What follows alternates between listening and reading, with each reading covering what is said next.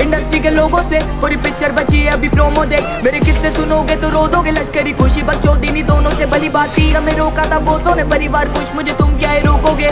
बिस्तर बना देंगे नोटों के अगर मेहनत को पैसों से तोलोगे। रुकेगी कलम नहीं जब तक जिंदा, मैं मरूंगी तब तक निकला है जिंदा।